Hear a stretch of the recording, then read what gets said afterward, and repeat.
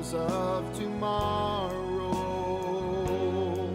Knowing you're everything.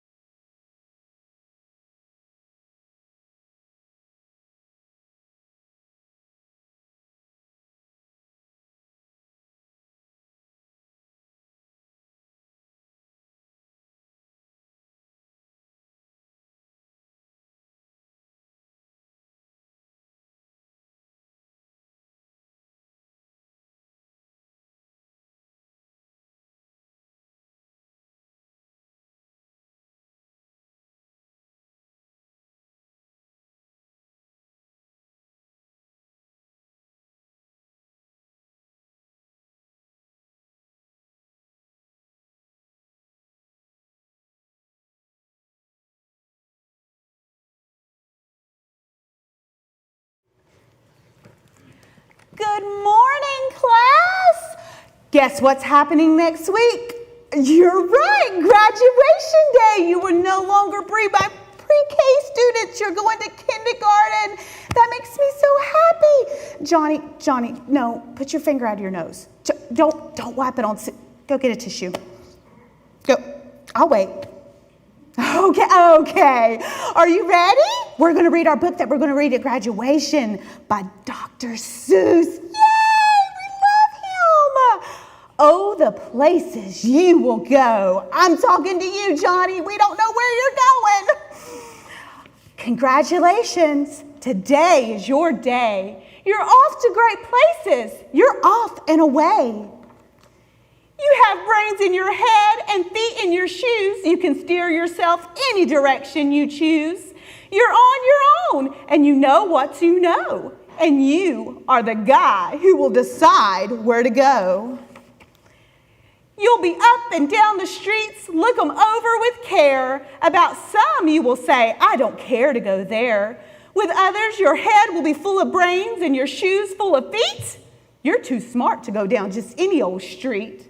And you may not find any you want to go down. In that case, of course, you'll head straight out of town. It's opener out there in the wide open air. Out there, things can happen and frequently do to people as brainy and footsie as you. And when things start to happen, don't worry, don't stew. Just go right along. You'll start happening too. Oh, the places you will go. You'll be up on your way, up, up, up. You'll be seeing great sights. You'll join high flyers and soar high heights. You won't lag behind because you'll have the speed. You'll pass the whole gang and you'll soon take the lead. Whenever you fly, you'll be the best of the best. Whenever you go, you will be the top of the rest. except when you don't, because sometimes you won't. I'm sorry to say so, but sadly it's true that bang-ups and hang-ups can happen to you, and you can get all hung up in a prickly perch, and your game will fly off, and you'll be left in a lurch. You'll come down from the lurch with an unpleasant bump, and then chances are you'll end up in a slump. And when you're in a slump, you're not much fun. Unslumping yourself is not easily done. You will come to the place where the streets are not marked and some windows are lighted, but mostly they're dark, a place you could sprain both your elbow and your chin. Don't you dare stay out. Do you dare go in? How much can you lose? How much can you win? And if you go in, should you turn left or right and 3/4, or maybe not quite, or go back around to the back and sneak in from behind? Simple as is not. It's not. I'm afraid you will find for a mind maker-upper like you to make up his mind. You can get so confused that you'll start to race down a long wiggle putt road at a breaknecking pace, and the grind on for miles and miles across this weirdish wild space, headed, I fear, to the most unpleasant place. The waiting place. Waiting for a train to go, or a bus to come, or a plane to go, or the mail to come, or the rain to go, or the phone to ring, or the snow to snow, or waiting for a yes or a no, or waiting for your hair to grow. Everyone is just waiting.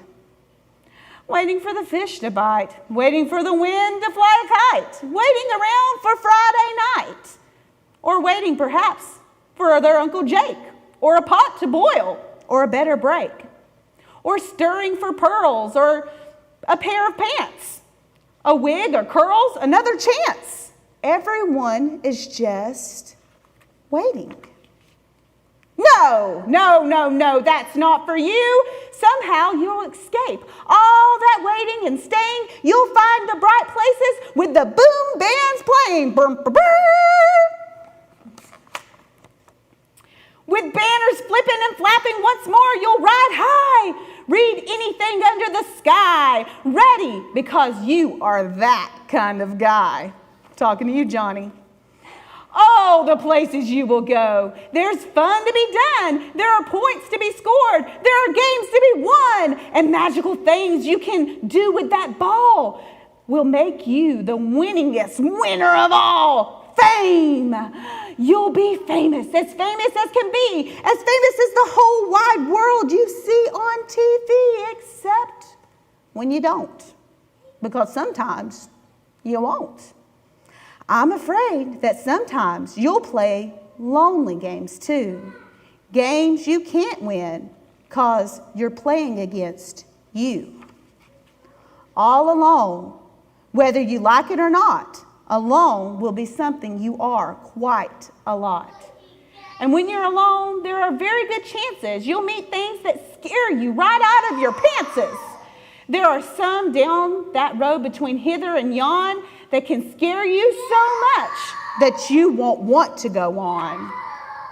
But on you will go, though the weather be foul. On you will go, though your enemies may prowl. On you will go, through the hackling, crackling howl. Onward up many frightening creek, though your arms may get sore and your sneakers may leak. Oh, on and on you will hike, and I know you'll hike far and face up to the problems wherever they are. You'll get mixed up, of course, as you already know. You'll get mixed up with many strange birds as you go. So be sure where you steps with care and great tact, because remember, life is a great balancing act. Just never forget to be dexterous and deft, and never mix up your right foot from your foot from your left. And you will succeed. Yes, you will indeed. 98 3/4% Guaranteed. Kid, you'll move mountains. So, be your name Maximus, Brixie, or Bray, or Mordecai, Allen O'Shea. Today is your day. Your mountain is waiting. So, get on your way.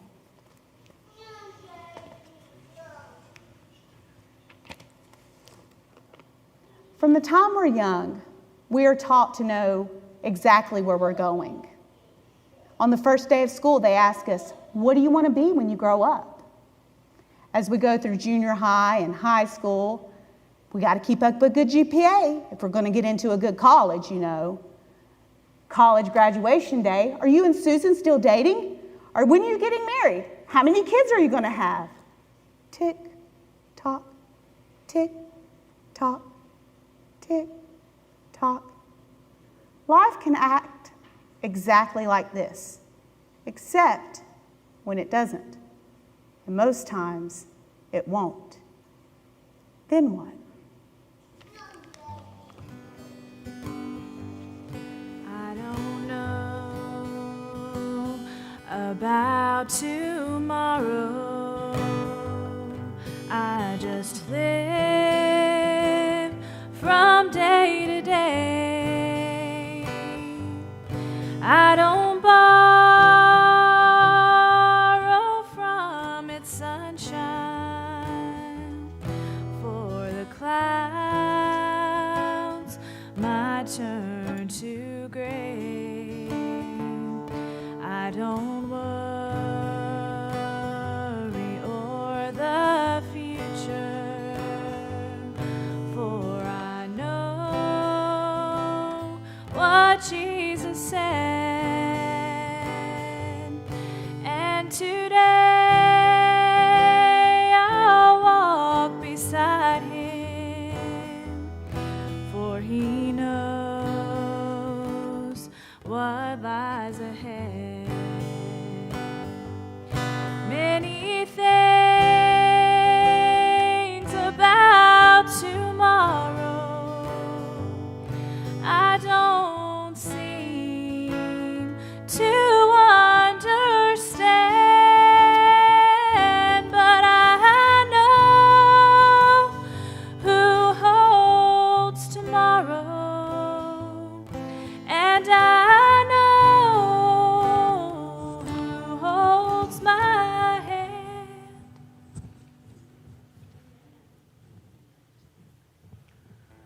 I didn't get in.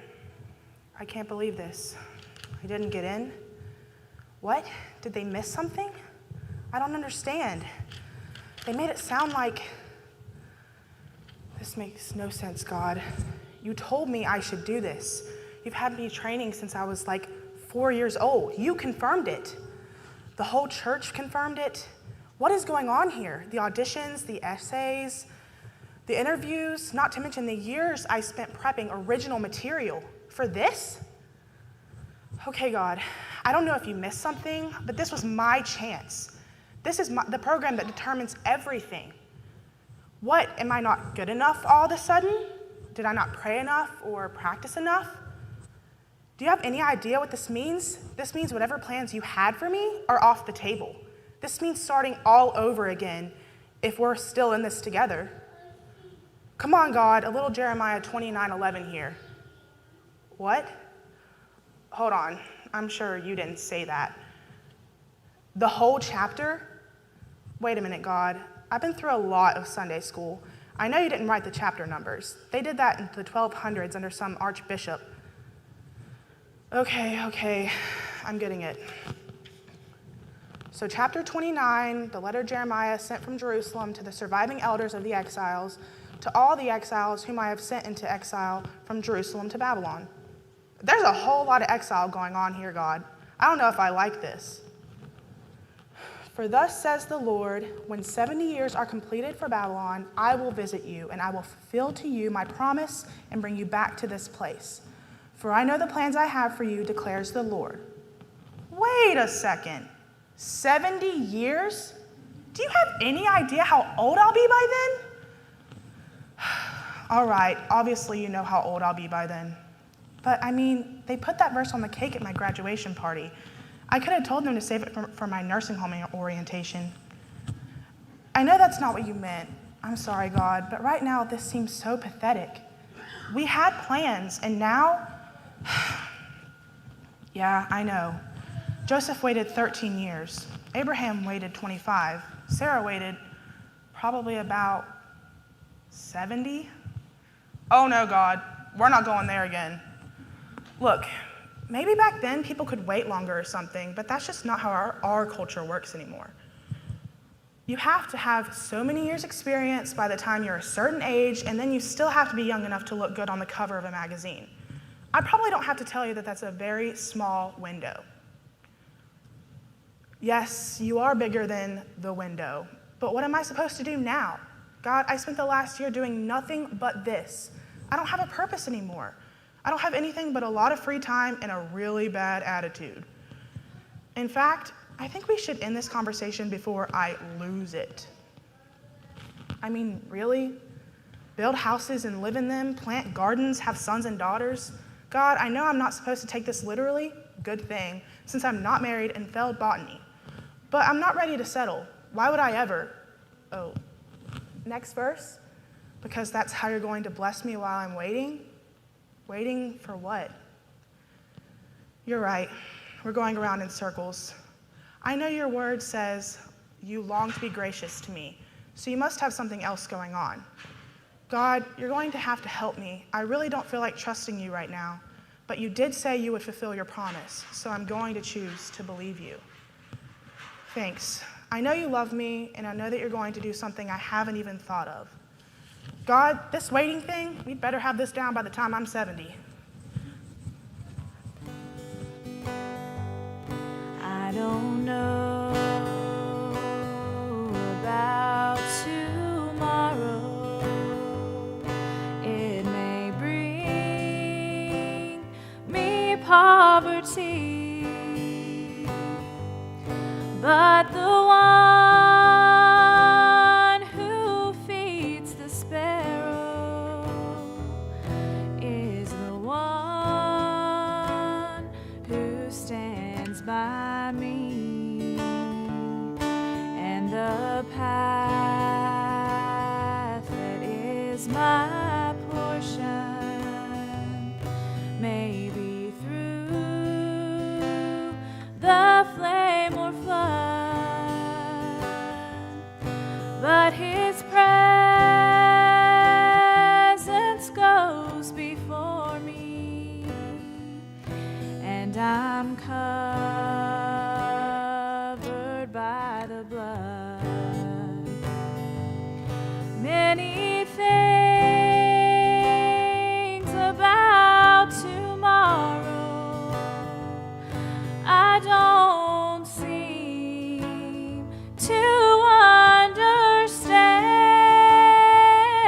but I know who holds tomorrow, and I know who holds my hand.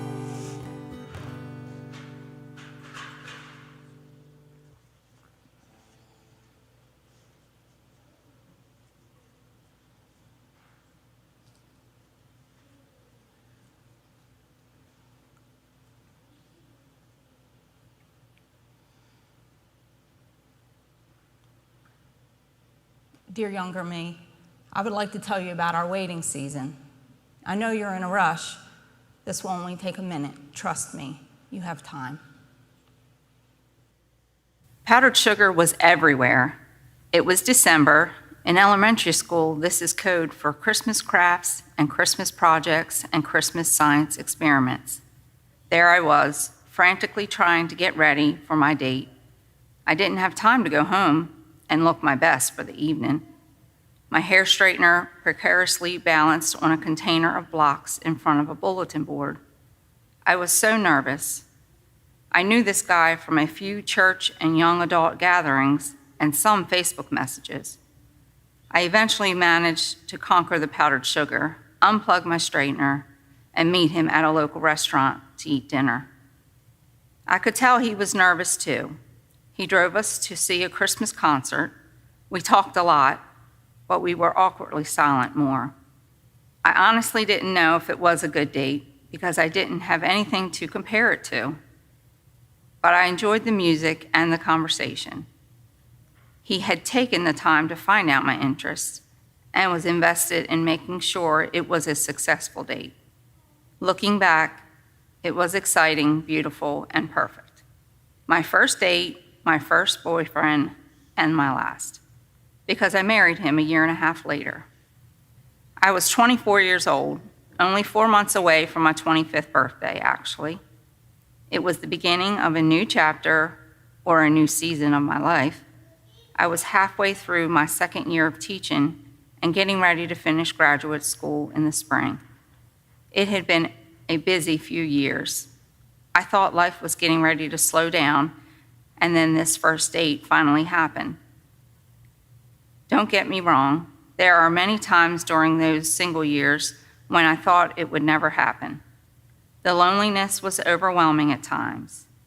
It's amazing how that waiting season, a crowded room can feel the loneliest of all, like watching fireworks alone or walking down a lovely beach alone. Weddings were bittersweet. Sometimes I had the thought that leaving this part of my life in God's hands was just not working out. God was taking forever. Dear younger me, now that I'm in a new season of life, learning to be a mommy at home, I can look back at the faithfulness of God in those earlier seasons. My single season was a little longer than some experience. Certainly longer if you're a 13-year-old girl already dreaming about a boyfriend. However, I so enjoyed the opportunities my waiting season brought, the freedom I had to figure out who God intended for me to be without basing all of my decisions around the current guy I was trying to impress, the freedom to spend time with friends and family, the freedom to work for God, the freedom to work on my education and begin a career that was precious to me for 10 years. I feel so blessed that I always knew God loved me and it was okay to be single, even though I was lonely. My worth was not in a boyfriend. I knew I was a daughter of the King, and I knew I could accomplish great things with his help. Dear younger me, we may need to do a little therapy here. Repeat after me. My worth is not based on a relationship with a guy. One more time. I am not unworthy or unwhole because I am single. Dear younger me, your worth is in Jesus. The Prince of Heaven left paradise to come down to this broken, sin-filled world to rescue you. He died for you. Can you name a guy, good-looking or charming though he may be, who's done that for you? The Lord hath appeared of old unto me, saying, Yea, I have loved thee with everlasting love. Therefore, this loving kindness have I drawn thee. Jeremiah 31:3. Dear younger me, when I was single, the goals I set for my education and career kept me busy. I avoided empty relationships because I simply did not have time for nonsense. When I was single, I made friends at work and school that I am in contact with to this day. I have lifelong best friends that continue to bless my life because we rarely sacrifice time together for meaningless attention and short relationships. Dear younger me, when I was single, my church went through a split. I lost loved ones. My family moved to a third world country for 4 months. I did not lean on a boyfriend during those times. I learned to lean on God. Dear younger me, when I was single, I was able to travel and go on mission trips where I learned the world is so much bigger than me. When I was single, I got to stay the night at hospitals with sick friends, take extra time with my students and their families, spend time with precious grandparents and saints who are no longer with us, and much more. Please do not misunderstand me. I am pointing to my Heavenly Father and giving him all the glory, not myself. He helped me avoid many pitfalls in that season of my life. By the time I met my wonderful husband, I had so much more to bring to the table. Life experience helped my faith to grow and my character to develop.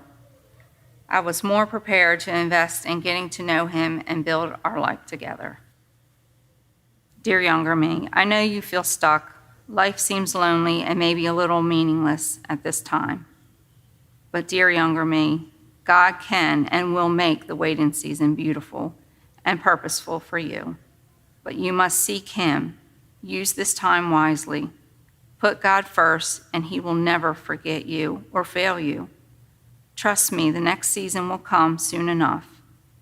Dear younger me, memorize these verses and trust me when I say they will help you along the way. I mean, who would know better than older you? Psalms 37:4 says, "Delight thyself also in the Lord, and he shall give thee the desires of thine heart."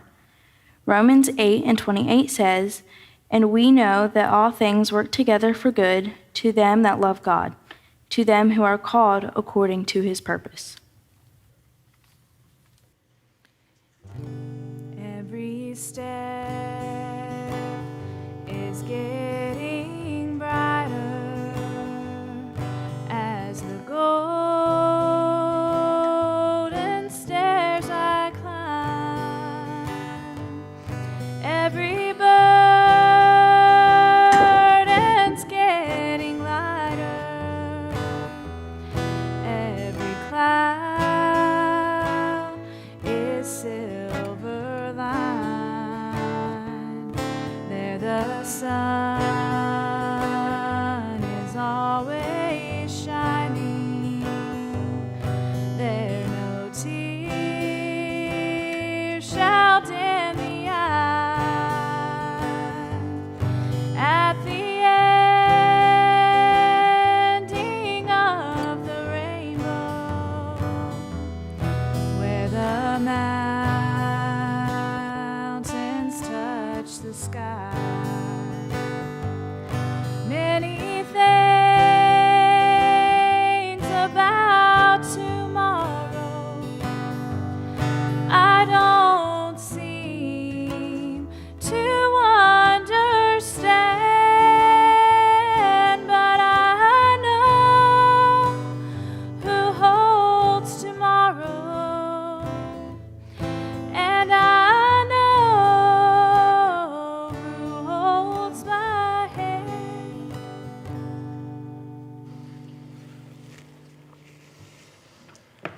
Young man, I'm off to choir practice. Tell Dad his food's in the microwave. He's out visiting Brother Mark. Okay, Mom. His plane. Oh yeah. I'm sorry. Yeah, your brother. He should be calling from the church in just a little while. Okay, Mom. His plane should land in Tabar within the next hour or so. Randy, did you hear me? Yeah, I heard you. Oh, I'm sorry. I thought I'd come out here and let you check your tone. I'm sorry. I'd been staring at this page for like 15 minutes. I'm really sorry. It won't happen again. Oh, okay. Studying. Okay. Well, like I said, Daddy's food's in the microwave, and your brother's calling from, Haiti, and. Okay. Oh, and your sister, her notes for Sunday school, they're down on the counter. Tell her to Okay. pick them up. She's gonna need those for Sunday school. Alrighty. You sure you're okay? Yeah, no, I'm fine. I've got these finals coming up in the next couple weeks. I'm just stressed. Did you eat dinner? Yeah, I ate dinner. Boy, it's Cheetos. I know. Brain food. Dinner. Listen, call me. You know my number. Okay, I will. Call me. I know where you're at. I know All where right. you're at. I know where everyone is at. Dad, the preacher, is out visiting the sick. Mom, the choir leader, is singing for the Lord. Sister, the straight-A student, is preparing amazing Sunday school lessons for everyone. And my brother, the family underachiever, is giving his life as a missionary to the less fortunate. Did you misplace my number or something? Okay, seriously though, all my life I've had these gigantic shoes to fill, but I can't preach. I'm not a public speaker. Just the very thought of that makes me sick to my stomach. Singing's out. Everyone knows I can't carry a tune in a bucket. And Lord, I'm a mediocre student at best. I can't teach anyone anything. Whew. And going to a foreign country with my immune system and allergies to everything except Cheetos, I'd never survive. I'd never make it. Honestly, God, if I were you, I'd lose my number too.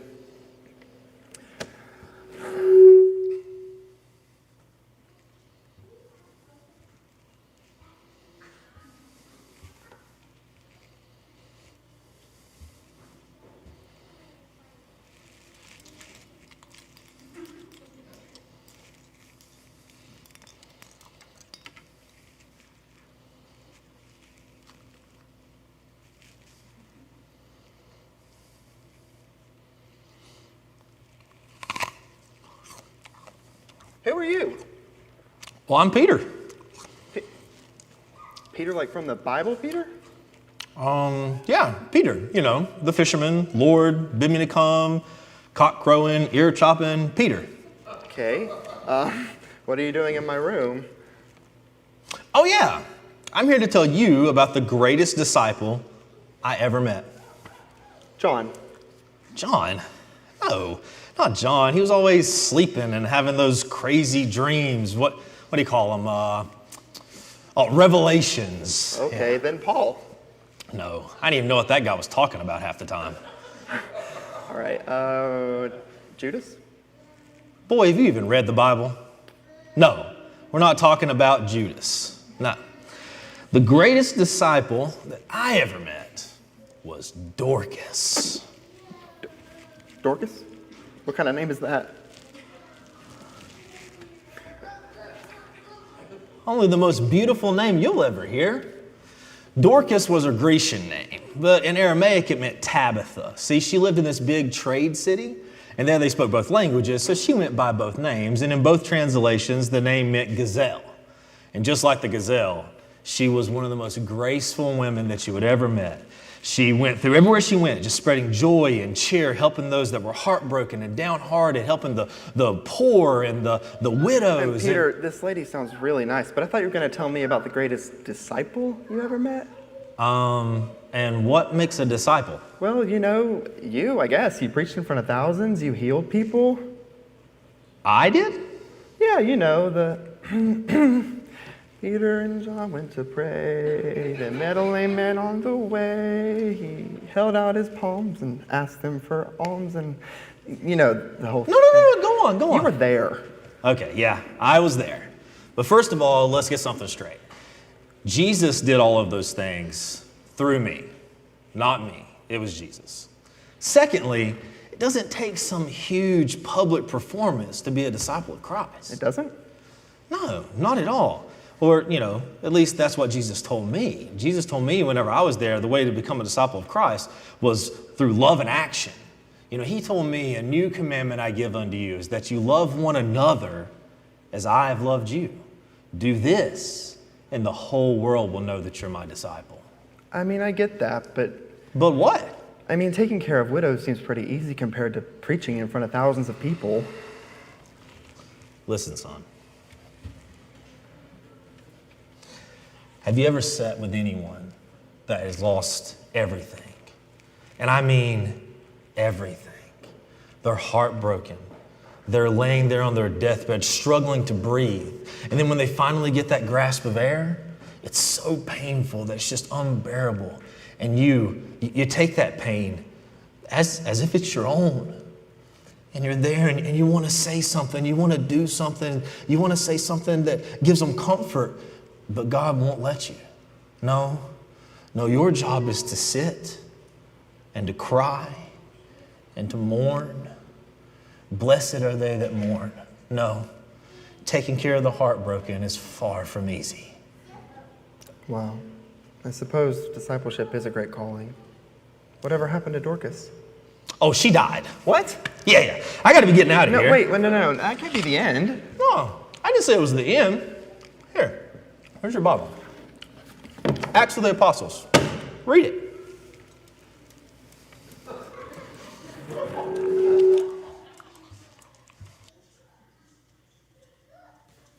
Acts of the Apostles. Where is Acts? New or old? Let's see. Okay. Now there was at Joppa a certain disciple named Tabitha, which by interpretation is called Dorcas. This woman was full of good works and alms deeds which she did. And it came to pass in those days that she was sick and died, whom when they had washed, they laid her in an upper chamber. And forasmuch as little was nigh to Joppa, and the disciples had heard that Peter was there, they sent unto him 2 men, desiring him that he would not delay to come to them. Then Peter arose and went with them. When he was come, they brought him into the upper chamber. And all the widows stood by him weeping, and showing the coats and garments which Dorcas made, while she was with them. But Peter put them all forth, and kneeled down, and prayed. And turning him to the body, said, Tabitha, arise. And she opened her eyes, and when she saw Peter, she sat up. And he gave her his hand, and lifted her up. And when he had called the saints and widows, presented her alive. And it was known throughout all Joppa, and many believed in the Lord. And many believed in the Lord.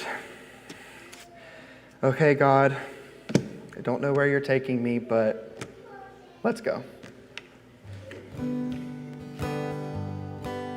don't know about tomorrow. I just live from day to day, and I don't borrow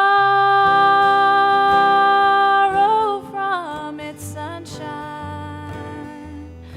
for the clouds might turn to gray, and I don't worry o'er the future, for I know what Jesus said, and his presence goes before me, and he knows what lies ahead. Many things about tomorrow I don't seem to understand, but I know who holds tomorrow, and I know who holds my hand.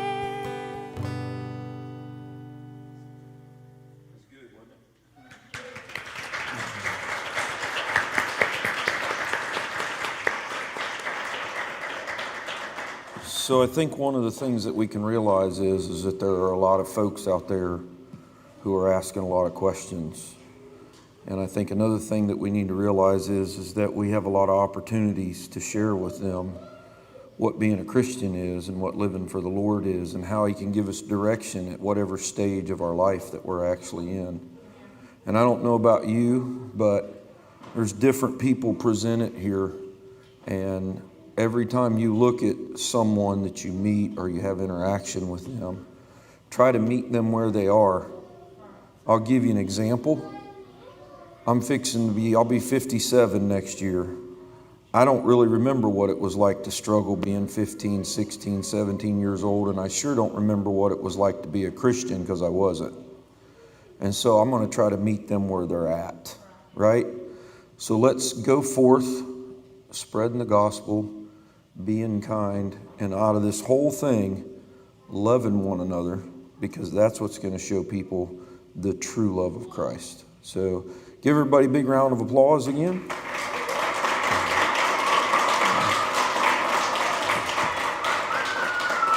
It's been a good day. I want to thank the Lord for everybody. We just got a little bit, the dining hall's all cleaned up. You guys done great. Thank the Lord for that. We'll get everything put back together here, and I just want to exhort Brother Preston and Sister Natasha and all of them who were involved in the skit. Thank them so much for doing that.